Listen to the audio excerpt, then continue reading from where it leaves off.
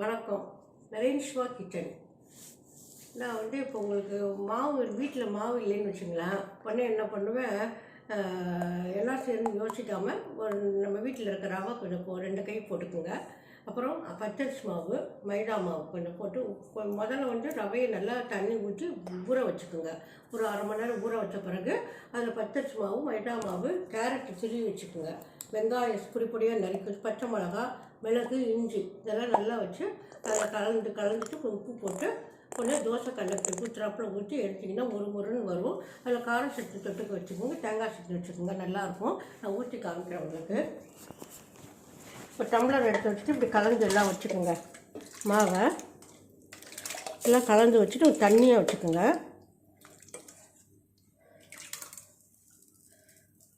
எடுத்து இப்படி ஊற்றிக்கோங்க. நல்லெண்ணெய் ஊற்றிக்கோங்க.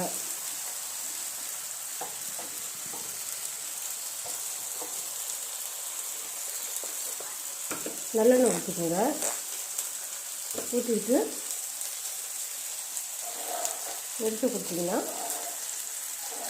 பிள்ளைங்க விரும்பி கலராக இருக்கிறனால பிள்ளைங்க விரும்பி சாப்பிடுவாங்க. செஞ்சு உங்கள் வீட்டில் கொடுங்க.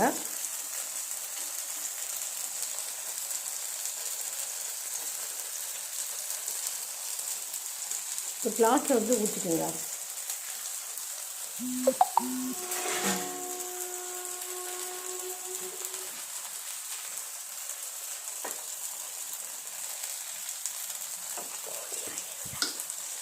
நல்லெண்ணெய் ஊற்றிக்கோங்க.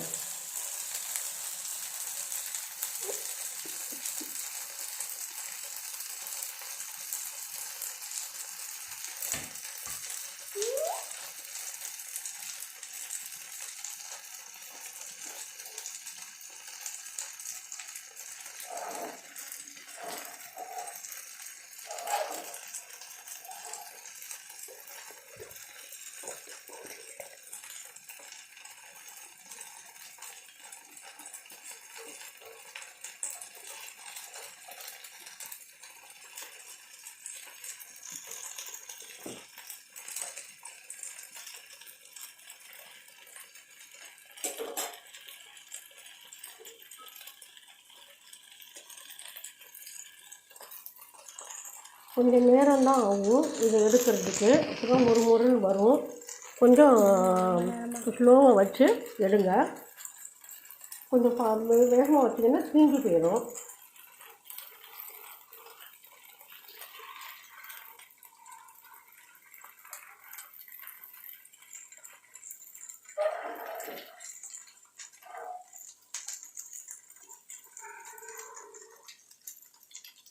இதில் கொஞ்சம் எண்ணெய் ஊற்றிட்டிங்கன்னா, நல்லெண்ணெய் கொஞ்சம் ஊற்றிக்கிட்டிங்கன்னா எடுக்க ஈஸியாக இருக்கும். கொஞ்சம் நல்லெண்ணெய் கொஞ்சம் ஊற்றிக்கோங்க.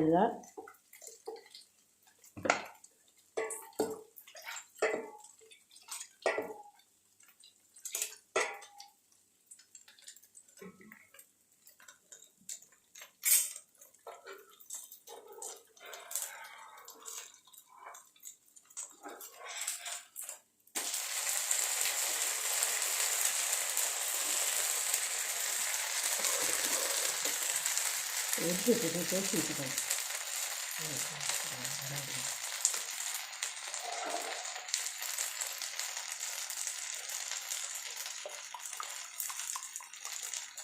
ஸ்லோவாக சிம்மில் வச்சு வச்சிங்கன்னா நல்லா முறுன்னு வரும். பிள்ளைங்க விரும்பி சாப்பிடுவாங்க. இதுக்கு தேங்காய் சட்னியும் வெள்ளைப்பூண்டு சட்னியும் வச்சு தொட்டு சாப்பிட்டு சாம்பார் வச்சாலும் அது டேஸ்ட்டாக இருக்கும்.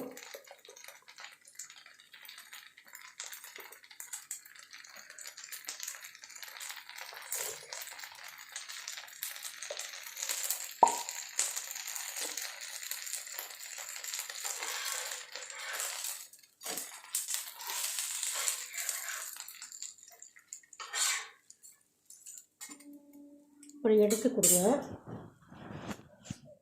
தோசை. வணக்கம். இதை எனக்கு விடாமல் இதை பாருங்கள். பார்த்துட்டு நல்லா இருக்குன்னு சொல்லுங்கள். வணக்கம், நன்றி.